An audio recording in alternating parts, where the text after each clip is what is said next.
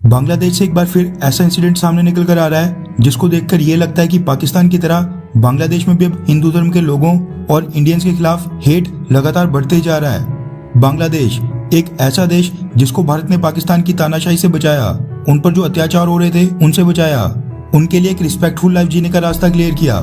आज उसी देश और प्राइमरीली हिंदू धर्म के लोगों के प्रति वहां पर हेट लगातार बढ़ते जा रहा है, जो दर्शाता है कि धार्मिक कट्टरपंथी ताकतों के आगे भारत का सारा गुडविल वहां पर जीरो हो गया है। जितनी भी पिछले 50 सालों में हमने बांग्लादेश की मदद की, उसकी स्थापना से लेकर ट्रेड कई सेक्टर्स में मदद का हाथ बढ़ाया, ये सब अब जीरो होते दिखाई दे रहा है। भारत के प्रति गुस्से का एग्जाम्पल आपको याद होगा जब हमारे प्रधानमंत्री नरेंद्र मोदी जी इसी साल मार्च के महीने में बांग्लादेश विजिट पर गए थे। उस समय बांग्लादेश में उनका कड़ा विरोध हुआ था। प्रोटेस्ट इतना वायलेंट हो गया था कि पुलिस को वहां पर लाठीचार्ज और टीयर गैस का इस्तेमाल करना पड़ा था। साथ में उस वक्त इन सारे प्रोटेस्ट में 12 बांग्लादेश के प्रोटेस्टर्स की भी मौत हुई थी।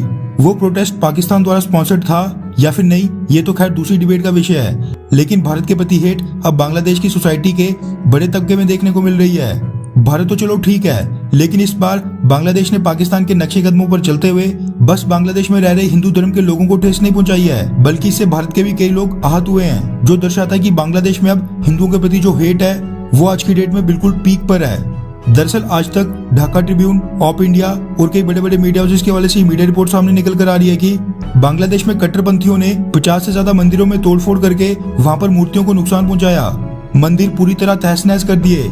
साथ में सैकड़ों लोगों की भीड़ ने 57 यानी 57 से ज्यादा हिंदुओं के घरों में लूटपाट की, वहां पर भी तोड़फोड़ की, जिस दौरान उनके साथ झड़प में 30 से ज्यादा हिंदू कम्युनिटी के लोग बुरी तरह घायल हो गए हैं। ग्राउंड रिपोर्ट्स तो ये निकल कर आ रही है कि ये लोग बीच बचाव करते हुए घायल नहीं हुए हैं, बल्कि इनको जानबूझकर मारा पीटा गया था। मंदिरों के साथ साथ कई हिंदुओं के घरों को भी पूरी तरह तोड़फोड़ दिया गया है और कई के घरों को आग भी लगा दी गई है। जो मंजर बांग्लादेश में देखने को मिला, सेम वही पाकिस्तान में भी देखने को मिलता है, लेकिन इस बार बांग्लादेश की कट्टरपंथी ताकतों ने तो सारी हदें पार कर दी हैं। कट्टरपंथियों की भीड़ इतनी ज्यादा वायलेंट हो गई थी कि उन्होंने उस एरिया में स्थित कई हिंदुओं की दुकानों में भी लूटपाट मचाई। जो वहां पर हिंदू धर्म के लोगों के माल मवेशी थे, जो पशु वो पालते थे, उनको तक वो लूट कर ले गए, जिसका विरोध करने पर उन्होंने हिंदू धर्म के लोगों को काफी मारा पीटा भी। वैसे अगर आप ये सोच रहे हैं कि ये अचानक से इतना बड़ा विवाद कैसे बन गया, तो आपको बता दूं कि वैसे तो बांग्लादेश या फिर पाकिस्तान में मंदिरों या फिर हिंदू पर हमले करने के लिए कोई विशेष कारण नहीं चाहिए होता है, लेकिन इस बार नमाज और भजन कीर्तन एक समय पर होने के कारण वहां पर हिंदू और मुस्लिम कम्युनिटी के लोग आमने सामने आ गए थे। ये घटना 6 अगस्त देर शाम को हुई थी और अगले दिन पूरी प्लानिंग के साथ वहां पर ये इंसिडेंट हो गया, जिसको लोकल बांग्लादेश का मीडिया कवर भी नहीं कर रहा है। ये तो इंटरनेशनल मीडिया के थ्रू हमें इतनी सारी रिपोर्ट्स मिल रही हैं।